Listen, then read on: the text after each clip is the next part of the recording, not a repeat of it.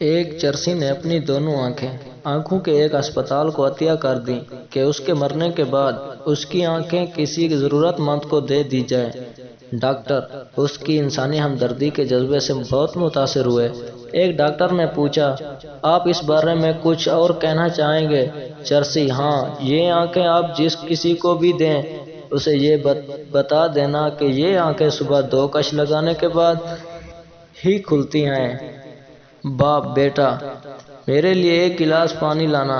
بیٹا، sorry ابو، میں game کھیل رہا ہوں، میں نہیں لا سکتا۔ دوسرا بیٹا، ابو یہ تو ہے ہی بدتمیز، جائیں آپ خود جا کے پی لیں۔ شوہر، تمہاری امی کی مذاق کرنے کی عادت نہیں گئی۔ بیوی، کیا کہہ دیا امی نے؟ شوہر، آج مجھ سے پوچھ رہی تھیں کہ میری بیٹی سے شادی کر کے خوش تو ہونا۔ ایک شخص عید پہ سسرال گیا۔ ساس نے مرغی پکا کر سامنے رکھ دی۔ داماد صاحب نے ازارہ تکلف کہہ کہ اس کی کیا ضرورت تھی؟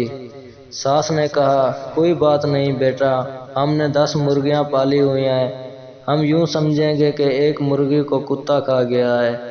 کسٹمر، اگر میں آج چیک جمع کرواتا ہوں تو کتنے دن میں کلیئر ہو جائے گا؟ بینکر، سر 3 دن لگ جائیں گے۔ کسٹمر، دونوں بینک آمنے سامنے ہیں، پھر بھی اتنے دن لگیں گے؟ بینکر، سر طریقہ کار تو پورا کرنا ہے۔ سوچیں، اگر آپ قبرستان کے بغیر مر جاتے ہیں تو آپ کو گھر لے کر جائیں گے یا وہیں دفنا دیں گے؟ کسٹمر، لکھ دی لعنت تیری مثال تے۔